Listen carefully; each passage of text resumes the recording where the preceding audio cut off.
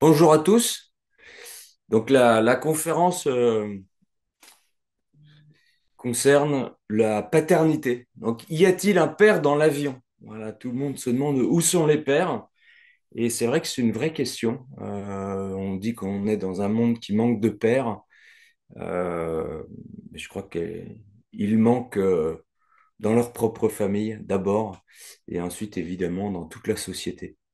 Donc, nous allons voir pendant cette visio quel est le rôle irremplaçable du papa, du père, et puis comment parvenir à le mettre en œuvre une fois qu'on le connaît. La bonne nouvelle, c'est que ça tient en peu de points, mais des points que tout père qui les ont découverts ont beaucoup de joie à déployer après avoir dépassé quelques freins, quelques inquiétudes. Tous les papas sont très heureux d'exercer leur paternité. Donc, qui je suis? Je suis papa, mari, marié depuis 28 ans, j'ai 51 ans. J'ai écrit un bouquin qui s'intitule Accomplir sa vie d'homme. Alors c'est un titre ambitieux, mais qui est issu d'années d'expérience autour de l'accompagnement d'hommes, tant individuels que collectifs, dans le cadre d'associations comme Au cœur des hommes, qui animent des stages pour hommes et puis des week-ends père-fils structurés comme des rites de passage qu'on a créés à la suite d'observations qu'on faisait dans l'accompagnement des hommes. Et puis, j'anime également des ateliers autour de la paternité auprès de détenus et de personnes qui sortent de prison, sachant que la moitié de ces papas, la moitié de ces hommes en prison quasiment sont papas. Donc, il y a un véritable levier d'interruption de la récidive par la responsabilisation de ces hommes en leur donnant des clés pour accomplir leur paternité. Je peux vous dire qu'ils sont très heureux d'avoir ces clés, puisque ça les engage et ils sont très heureux de pouvoir souvent renouer avec des situations dramatiques. Il se trouve que je suis également sculpteur, donc j'essaie de faire, de mettre un peu de beau dans ce monde. Voilà, voilà, je suis très heureux. Donc l'introduction, alors, qu'est-ce que la paternité? En fait, la paternité, quand la maman donne la vie biologique, le papa, il va donner la vie de l'esprit, la vie psychique. Il va individualiser l'enfant pour en faire un sujet libre et responsable. Donc, le papa, c'est la passerelle vers la vie adulte. Donc, ça va ça donne une perspective qui sera utile dans chaque type de relation, à chaque moment de la vie de l'enfant. Sa perspective au papa, c'est de préparer cet enfant, quel que soit son âge. Alors évidemment, c'est une préparation très progressive qui va déboucher sur la vie adulte libre de l'enfant qui sera devenu adulte.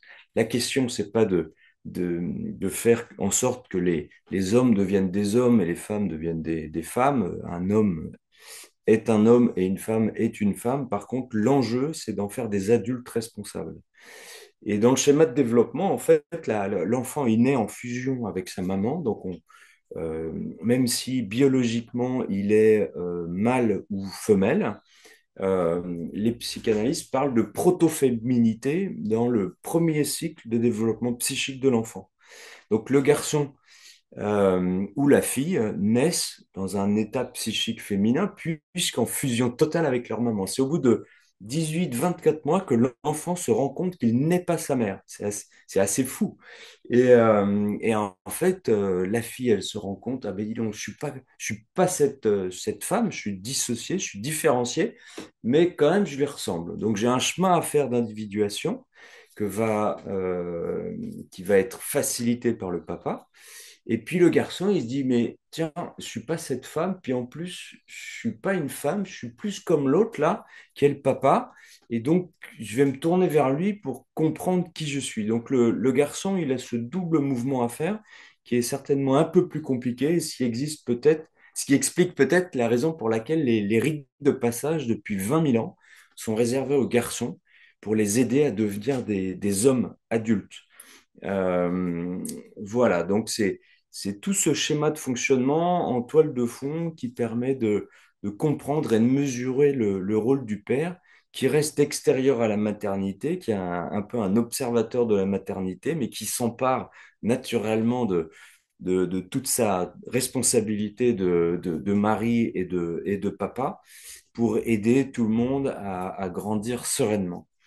Il se trouve que tout être humain, au moment où il se rend compte qu'il n'est pas sa mère et qu'il est une personne distincte, se demande qui il est. C'est le grand sujet de notre période où personne ne sait qui il est. Donc la question qui suis-je occupe toutes les thérapies, toutes les psychanalyses, toutes les cures de psychologie, tous les coachings pour savoir, mais au fond, mais qui suis-je? Ce doute-là, il est dramatique. Il est dramatique puisqu'il implique que toute personne, en l'absence de cette réponse évidente, enfin, cette réponse à une question évidente, se dit, ben, en fait, il s'empare de n'importe quoi euh, pour correspondre à quelque chose. Et il va s'emparer souvent de choses qui ne sont pas les plus merveilleuses qui l'entourent. Ça peut être plutôt des défauts ou des problèmes, des difficultés qu'il a, puisque quand on est en schéma de croissance, on se sait dépendant, on se sait limité, Enfin voilà, on voit bien qu'on est incapable de liberté quand on est un enfant.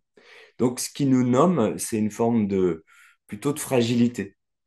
Et ça, c'est valable pour les garçons et pour les filles. Alors, la fille va plutôt douter progressivement, quand elle va grandir, de est-ce qu'elle est véritablement une œuvre euh, magnifique?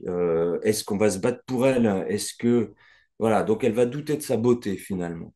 Le garçon, lui, il va plutôt douter naturellement de sa capacité. Est-ce que je vais être capable de relever les défis de ma vie? Qui vont me tomber dessus de toute façon. Est-ce que, en fait, il se demande s'il est assez fort pour vivre sa vie, quoi. Et en l'absence de réponse extérieure, la réponse intérieure, ça va être bah non, en fait, t'es un boulet, t'es trop nul. Et la fille, ça va être bah non, tu vaux pas le coup. Et ça va provoquer de fait des comportements dans toute sa vie qui sont des comportements de survie des mécanismes de défense qui vont rendre la vie plus compliquée, qui vont rendre la vie et la vie relationnelle plus difficile, plus douloureuse même. Donc c'est ce doute-là que le papa, on va le voir au cours de la conférence, est appelé à tuer, véritablement tuer, pour susciter dans l'enfant la confiance en soi. Hein, moi, j'aime bien dire que dans l'estime de soi, il y a deux parts. Il y a l'amour de soi, et ça, c'est donné par le matelas affectif de la maman, du câlin, des bras, etc., qu'on a absolument besoin quand on est petit, et puis ça va se prolonger dans la vie aussi, dans la vie durante. Hein. C'est toujours bon d'avoir un mot d'affection de sa maman. Mais petit, c'est un impératif absolu d'être vraiment choyé. Et c'est très beau. Euh, donc on attend d'elle vraiment l'amour inconditionnel et d'ailleurs l'amour de maman est même suscité par la biologie avec les hormones d'ocytocine au moment de la naissance. Donc en fait cet attachement il est viscéral. La maman va même porter l'ADN de l'enfant dans son propre corps. Donc cet amour inconditionnel c'est même plus que de l'amour inconditionnel, c'est de l'attachement viscéral et c'est bon pour l'enfant. En tout cas au début de sa vie. Le papa, lui, il va plutôt euh, avoir un rôle de confiance en soi. La confiance en soi, c'est ce qui va permettre, enfin, c'est le fruit d'une reconnaissance, de quelque chose d'objectif. Du papa, on n'attend pas d'abord qu'il nous dise je t'aime. Tous les fils que j'ai vus dans les week-ends père-fils, tous les hommes que j'ai vus dans les activités pour hommes, attendent d'être reconnus pour des qualités particulières par une personne objective. Et ce tiers objectif, c'est le papa, qui va reconnaître spécifiquement des qualités et qui va les dire, évidemment, et c'est ça qui va donner la confiance en soi. Donc c'est l'équipement, le papa, il va équiper en révélant l'identité de son enfant, que ce soit sa fille ou que ce soit son fils. Les conséquences sur l'un et sur l'autre sont un petit peu différentes, c'est plutôt psychologique pour la fille et puis comportementales pour le garçon, hein, ce qui explique qu'en prison, c'est 97% d'hommes et à peu près 100% de ces hommes-là qui ont eu des figures de père tout à fait défaillantes en tout cas sur l'échantillon nombreux que j'ai pu voir. Voilà, donc ça, c'est ma introduction qui est déjà un petit peu longue, mais ça permet de poser les choses, vu que c'est un sujet qui est un peu nouveau, la paternité. Il me semble que c'est important de poser ses bases. Donc le premier sujet que je voulais adresser, c'est que tu es légitime. Tout papa est légitime. Voilà. Il n'y a pas besoin d'avoir une vie parfaite, il n'y a pas besoin d'avoir d'avoir reçu. En fait, on est habité par ce mensonge qui est issu de notre manque de confiance en nous-mêmes, hein, qui est vraiment un manque transgénérationnel, qui provoque un mensonge qui est, en fait, t'es un boulet, donc qu'est-ce qui t'es pour faire ça, quoi. En fait, t'es juste le père. Et c'est ça qui nous rend légitimes. Alors, s'il n'y a plus le père, en fait, un grand-père peut faire figure de père, un oncle peut faire figure de père, même un grand frère, un professeur. C'est ça la bonne nouvelle, c'est que la figure de père est quasiment aussi performative que le papa lui-même. Mais on attend d'un père qu'il occupe sa place en premier. Donc, déjà, si tu es père, eh ben, tu es légitime. Point. Et en fait, le père, quand on dit que que la maman, c'est l'amour inconditionnel, le papa, j'aime bien cette expression, c'est une espérance inconditionnelle. C'est-à-dire que le papa, il voit l'enfant et il se projette, pas dans ses propres projections sur l'enfant, attention, mais il voit l'enfant et il voit sa trajectoire en l'appuyant sur tout ce que l'enfant est. Et moi, mon enfant ou ma fille ou mon fils, ils ne sont pas des clones de Bertrand, ils ne sont pas non plus des clones de mon épouse, ce sont des êtres nouveaux qu'on apprend à découvrir, on les connaît pas, c'est pas des produits qu'on a achetés sur l'étagère. Donc en fait, on est appelé à les découvrir et pour ça, il faut les regarder. Et pour ça, du coup, il faut vivre avec eux. C'est le premier point. C'est que dans l'élément essentiel de le- j'ai envie de dire, le matelas de la paternité, c'est la protection. La protection, on l'assure déjà en étant là, en étant présent. La présence, c'est pas seulement une présence physique, mais c'est une présence affective, un engagement affectif dans la vie de ses enfants.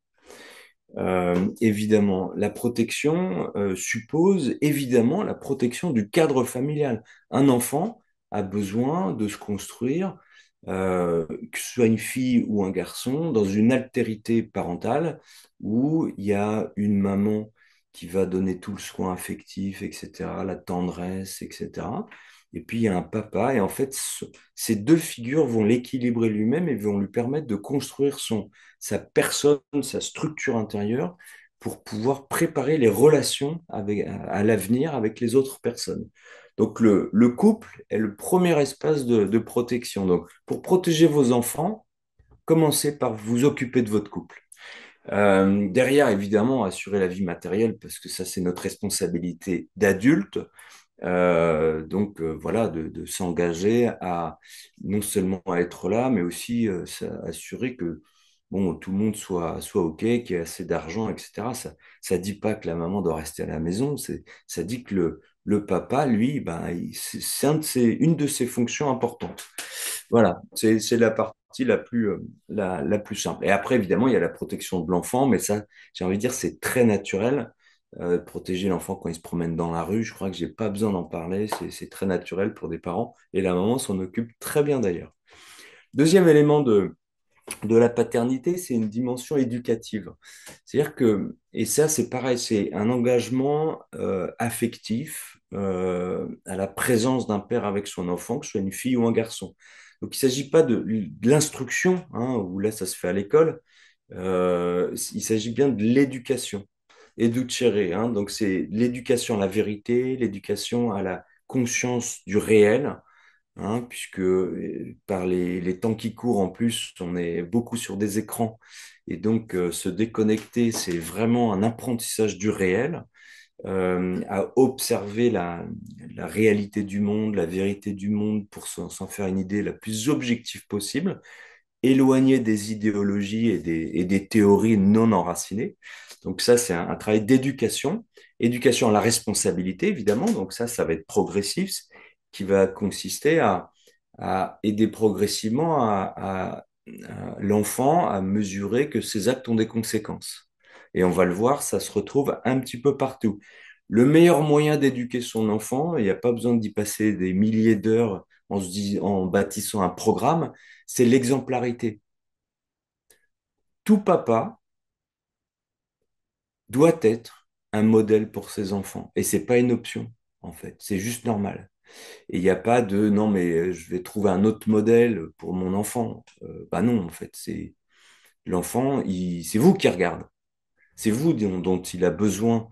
Donc, votre fils, c'est vous à qui il veut ressembler. Donc, si vous voulez que ce soit un homme droit, loyal, debout, vivant, soyez droit, loyal, debout, vivant. Voilà. Si vous racontez des histoires, si vous avez une double vie, etc., c'est sûr que le gamin, il va tout sentir, puis le modèle va s'écrouler, ça va être compliqué pour la suite de votre paternité. Donc, en fait, c'est une exigence d'être un modèle. C'est vrai, c'est exigeant, mais rien de plus beau que d'être contraint à la croissance. Et c'est l'être humain est vraiment la seule espèce qui croît toute sa vie. Donc, c'est une bonne nouvelle d'avoir des bonnes raisons de grandir. Donc cette exemplarité, elle est normale et elle est assumée en fait. Et c'est bien d'avoir une exemplarité assumée. Et la perfection humaine, c'est pas d'être parfait, c'est de savoir demander pardon quand on fait des bêtises, parce qu'on en fait tous, et ça c'est normal. Donc en fait, notre perfection réside dans la reconnaissance de notre imperfection. Si vous êtes parfait, bah, en fait, vous allez oppresser votre enfant parce qu'il va se dire, bah, dis donc, lui, il est parfait, moi, je sais bien que je ne le suis pas, donc la vie d'un homme, c'est un truc impossible. Donc, soyez vrai. La séparation, ça, c'est un élément essentiel également qui pique un petit peu, alors qui pique la maman, forcément, qui pique le papa. Euh, Celui qui est moins le piqué par ce sujet-là, c'est l'enfant. Ça pique le papa parce que souvent, le papa n'ose pas mettre un pied dans la porte entre son enfant et sa femme parce que il a peur de se fâcher avec son épouse. Euh, pour autant, c'est absolument nécessaire, tant pour un garçon de couper le lien fusionnel, et on va y revenir, avec sa maman, pour pouvoir être libre, hein, puisqu'on ne peut pas être libre si on a des liens. Donc le premier lien anthropologique de toute personne humaine, c'est le lien fusionnel avec sa maman, que la maman ne coupera pas, puisque la maternité, il faut bien avoir conscience que la maternité, c'est un deuil perpétuel. C'est condamné à être un deuil, la maternité, puisque c'est condamné à finir en séparation. Si je veux que l'enfant soit libre, je dois me séparer de lui. Hein, et c'est pas une séparation physique, c'est pas une séparation relationnelle, c'est une coupure de la fusion pour passer de l'état de relationnel de maman adulte à enfant, enfant, fils ou fille, pour passer d'adulte à adulte. Je serai toujours la maman de mon enfant, ma maman sera toujours ma maman. Par contre, j'ai une relation d'adulte à adulte avec elle, ce qui permet de grandir et de partir. Hein. L'homme quittera son père et sa mère. Et en fait, si je veux, par exemple, me marier avec quelqu'un et que le lien fusionnel avec ma maman n'est pas fait, c'est ma belle-fille qui va s'en occuper. Elle va s'occuper d'un rôle paternel finalement. Donc forcément, ça va être désagréable pour la maman, le fils et la belle-fille. Et en fait, c'est au papa de s'occuper de cette séparation avant le mariage, par exemple. Pour une fille, c'est pareil, elle doit être séparée de la relation fusionnelle avec sa maman pour devenir libre, pour poser des choix différents et sortir de toute forme d'emprise ou de manipulation pour avoir une maman sur elle ou c'est valable pour le fils aussi. Donc ça suppose une certaine force de la part et confiance en soi de la part du mari. Donc là, il existe des outils pour travailler ça, dont je pourrais parler dans une autre visio. Donc cette séparation, il s'agit de la libération du mode relationnel fusionnel avec la maman. C'est essentiel pour devenir un adulte. Et c'est toujours désagréable. La reconnaissance. Si vous avez séparé et reconnu votre fils ou votre fille, vous avez fait 60% du taf. 70%. J'ai envie de dire, mais si vous avez fait ça, c'est bon.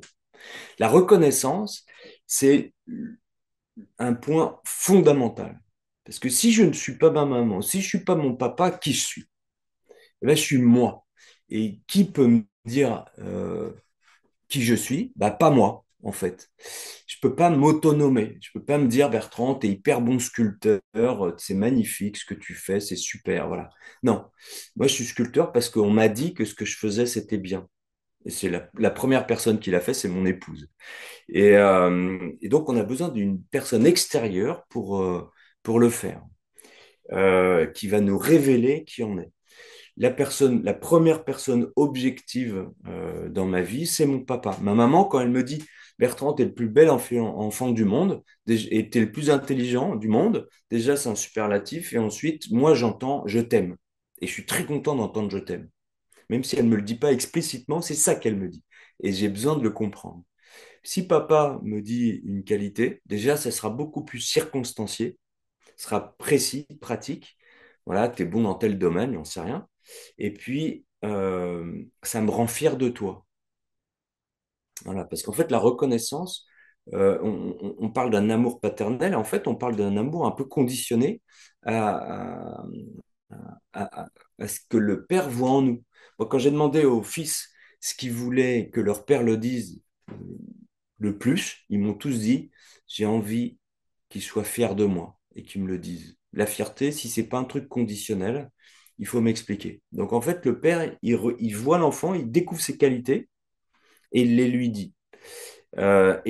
Et l'enfant, il a besoin d'entendre ses qualités. Ses défauts, il les connaît, donc c'est pas la peine de le bassiner avec ça. Sinon, ça va lui coller à la peau toute sa vie et va conformer sa vie à ses défauts. Par exemple, un enfant qui est un peu timide à cause d'une blessure, bah, si vous lui dites à longueur de journée qu'il est timide, il va être encore plus timide. Votre parole, elle est puissante, elle est performative. Le, euh, la qualité, bah, c'est pareil. Si vous dites à votre enfant, euh, je sais pas, t'es bon en maths ou t'es bon en musique ou enfin, t'es ravissante, ma fille, eh bien, la fille, elle va prendre confiance en elle et s'embellir encore plus.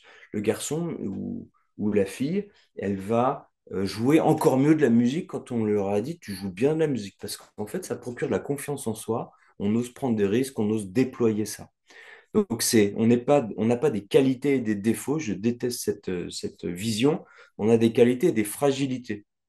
Et le papa, il a besoin de dire les qualités. C'est ça l'héritage euh, euh, moral, émotionnel, affectif qu'un papa va pouvoir donner à son fils. En fait, l'héritage financier, c'est bien, c'est super, mais on s'en fout. L'héritage moral, affectif, c'est la reconnaissance. Hein, c'est révéler, d'avoir été révélé à soi-même par un tiers qui est son père. D'accord? Donc cette reconnaissance, elle suppose une présence, une attention, dans le jeu en particulier, une proximité physique. Hein. Vos enfants, ils ont besoin d'être pris dans les bras. Hein. Un garçon, il a besoin de sentir la puissance, le torse physique de son père. Bah, la fille aussi, elle a besoin de sentir la force de son père, d'être prise dans les bras, d'être touchée. Ça n'a rien de sexuel. Simplement d'être considéré physiquement dans toute sa personne. Ça va beaucoup l'aider ultérieurement dans ses relations avec son époux, par exemple. Euh, ça consiste en une action qui est la confirmation des qualités. C'est pas compliqué, mais il s'agit de les voir et c'est la première étape de condition. L'objectif et le résultat systématique, c'est la confiance en soi.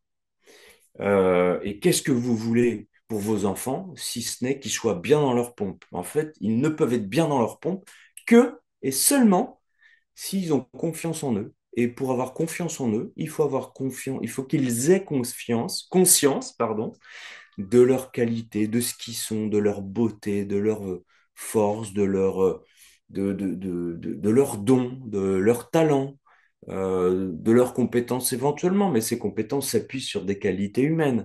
Donc il s'agit vraiment plutôt de regarder le fond du panier, à la base, la source du don qui est en eux, la source de la beauté qui les habite, tous, pour le leur révéler. Et c'est là-dessus qu'ils vont pouvoir construire une vie qui a un peu de gueule, qui a un peu d'ambition, qui soit un peu ambitieuse, qui soit un peu, qui ait de la perspective. Et, euh, et puis c'est aussi la force sur laquelle ils vont pouvoir s'appuyer quand ils auront des galères dans leur vie, puisqu'ils ne vont pas manquer d'en avoir. Donc la reconnaissance, c'est l'élément essentiel de la paternité. Essentiel. Évidemment, une fois qu'on a reconnu les qualités de son enfant, et c'est valable de 0 à 50 ans, hein, tant qu'on n'est pas mort, on va l'encourager, encourager à développer ses dons, ses talents. Alors ça va être progressif, évidemment, hein, il s'agit d'être dans une forme de raison, parce que c'est bien de dire, c'est chouette, tu dessines bien, mais c'est bien aussi de lui dire, bon alors, montre-moi tes dessins, et si tu veux, on va les dessiner ensemble. Moi, j'ai pas mal dessiné avec ma fille, c'est des très bons moments d'ailleurs pour discuter avec elle. Et ben, faire ça, prendre ce temps avec l'enfant pour le faire exercer ses qualités, c'est une magnifique occasion de lui donner confiance en soi. En plus, c'est un lieu d'attention gratuit. Et bon, enfin, c'était pas tellement gratuit puisque moi j'aime bien dessiner aussi. Donc on dessinait tous les deux, on se mettait devant un paysage et puis on y allait, puis on papotait. Et c'était vraiment un lieu de développement des qualités. Pareil pour la musique, pour tous les dons en fait. Si un enfant est sportif, eh ben on va l'aider à identifier son sport. Alors, je pense à un élément, j'en ai parlé rapidement tout à l'heure, mais de la projection. Attention aux projections où en fait on va développer les qualités des enfants qu'on aimerait avoir eues soi-même. Il ne s'agit pas de ça, évidemment. Il s'agit d'observer les qualités objectives de l'enfant pour les lui dire et les aider à faire grandir ces qualités-là. Si j'appartiens à une filiation de notaire depuis 3 ou 4 générations et que mon fils, en fait, c'est un artiste ou un matheux, j'en sais rien, et ben juste c'est un artiste et un matheux et en fait je vais lui faire grandir ses qualités d'artiste et de matheux et pas de juriste par exemple, si c'est pas sa tasse de thé. Et tant pis pour mon projet pour lui, qui est beaucoup moins important, qui n'a aucun sens d'ailleurs. Si je veux rendre mon enfant heureux, c'est que lui se déploie comme il est. Mon, mon, ma transmission générationnelle qui vient de ma filiation, ben en fait, c'est pas forcément celle de mon enfant qui va recevoir autant de patrimoine filial que de la part de sa maman. Moi, j'ai reçu un côté artistique, ça vient de ma maman. Ben en fait, aujourd'hui, c'est une de mes activités. Donc, c'est important de pas trop se projeter. La responsabilisation. Alors ça, c'est apprendre à assumer les conséquences de ses actes. C'est ça, être un adulte responsable.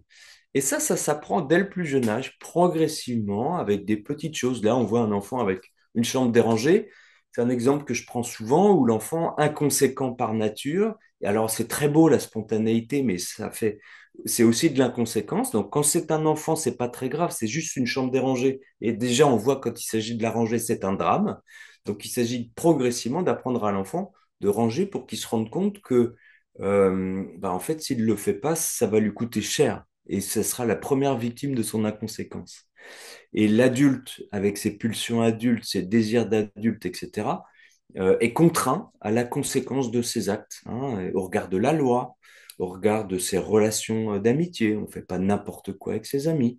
Voilà, on assume les conséquences de ses actes, quitte à les réparer si jamais on a cassé. Donc heureusement, le pardon existe pour ça, et c'est une très bonne nouvelle. Mais la responsabilisation, c'est ça le synonyme de l'état adulte, hein. Donc ça fait dire que papa n'est pas seulement un copain. On est dans une période où les papas, voilà, l'autorité, c'est bien, mais c'est très partagé. Ben, en fait, le papa, c'est pas un copain. Il y a une saine distance avec le papa pour l'enfant.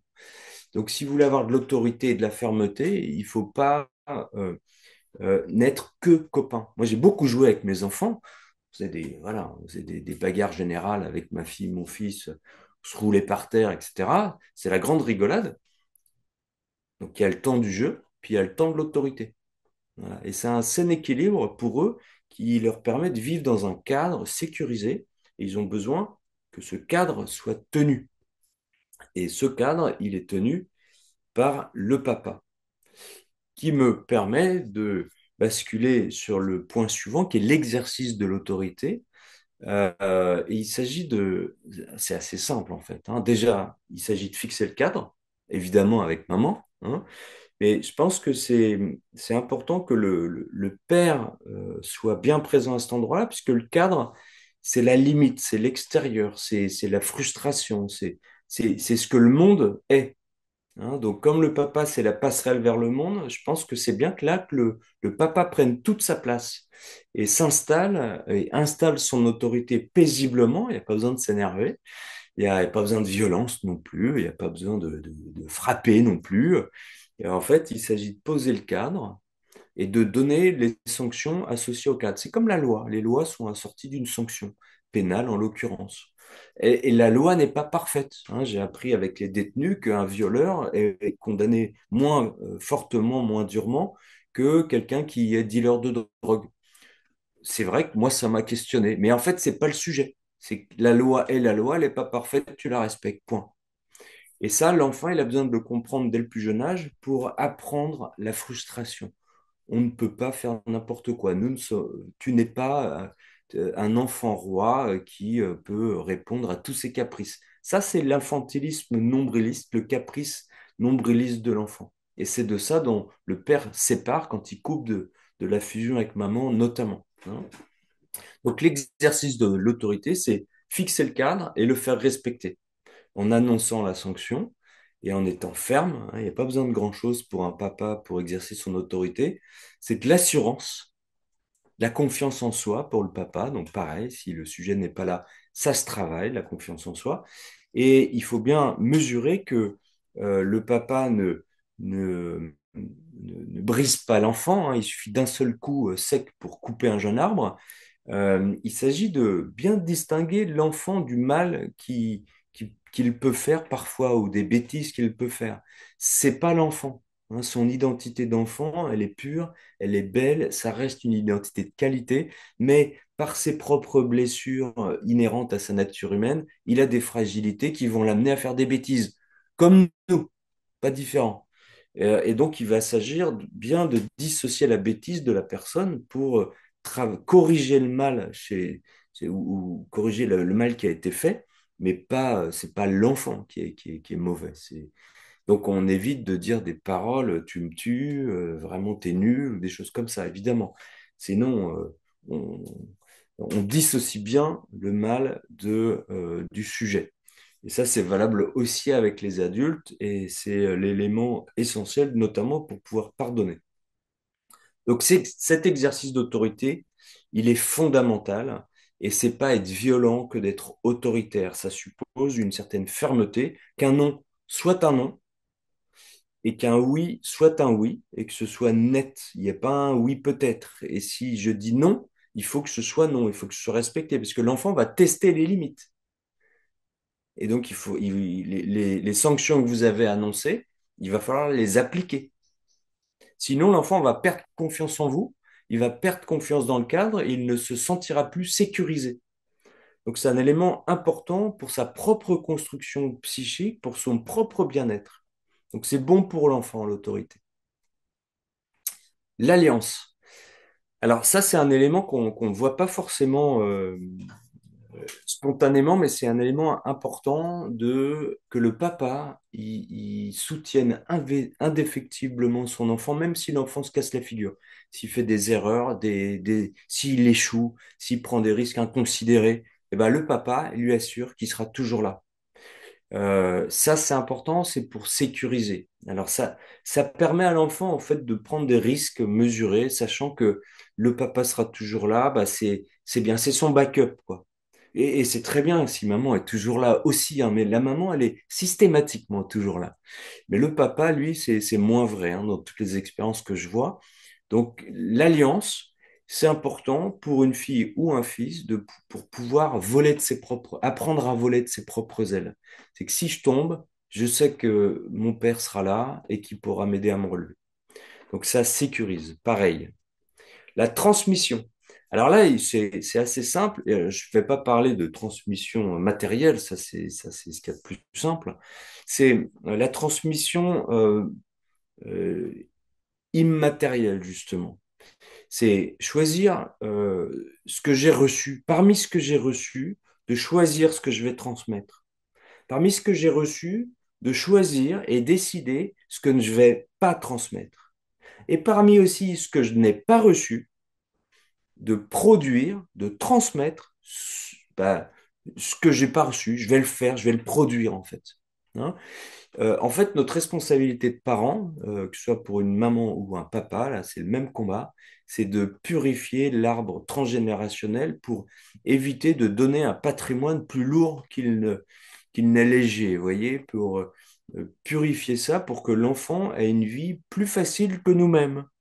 Voilà, donc il s'agit d'avoir de la conscience de soi, d'exercer les vertus, et en particulier celle de la prudence, et en particulier la prudence vis-à-vis de soi-même, de son propre comportement. Évidemment, là, ça passe par la maîtrise de soi et une certaine forme de courage, mais l'essentiel, la principale étant la prudence vis-à-vis de mes propres actes, en fait. Hein. Donc c'est contraignant, et ça nous contraint à grandir. Et tant mieux, c'est une bonne nouvelle.